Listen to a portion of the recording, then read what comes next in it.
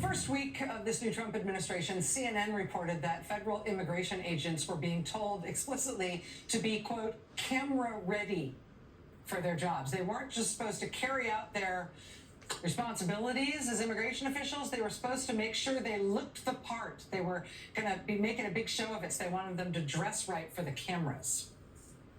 Nobody has embodied that ethos more than Trump's Homeland Security Secretary, Kristi Noem. Here she is wearing what appears to be a bulletproof vest in New York City, sure. Here she is at a meeting. Who doesn't need to wear a bulletproof vest to a meeting? Here she is in full Customs and Border Patrol uniform on set at Fox News. She is not a Customs and Border Patrol agent, but she had them, I guess, make her a uniform. Here she is in a cowboy hat, because sure, why not? Here she is at the southern border on a horse, because sure, what's a cowboy hat without a horse?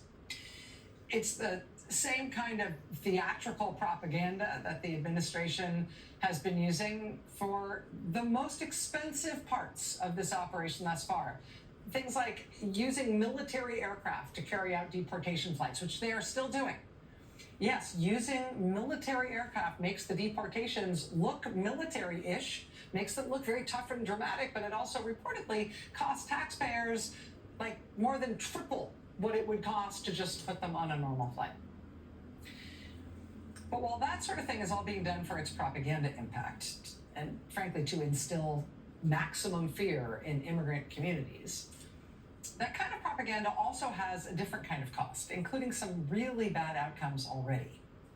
We have already, for example, seen a surge of people impersonating immigration officials, saying that they're immigration officers, pretending to be immigration officers, basically just to be able to more effectively harass and terrorize people who aren't white.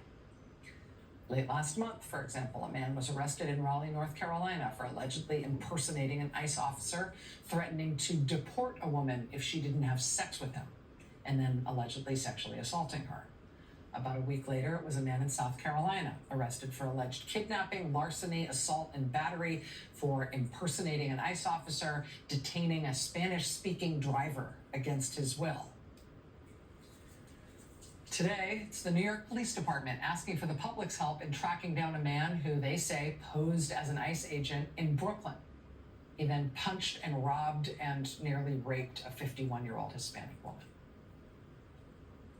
People pretending to be immigration officers because that'll instill maximum terror. Maybe that'll help them commit their crimes. While the Trump administration is continuing to demonize immigrants every way they can, to pump out as militaristic a propaganda effort as they can, there is a rising effort not just to defend immigrants individually, but to fight back against what Trump is doing.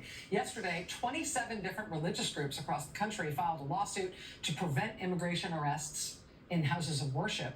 Today, the ACLU sued the administration over its new practice of sending immigrants to Guantanamo, which the ACLU says, among other things, denies them their legally required access to their lawyers.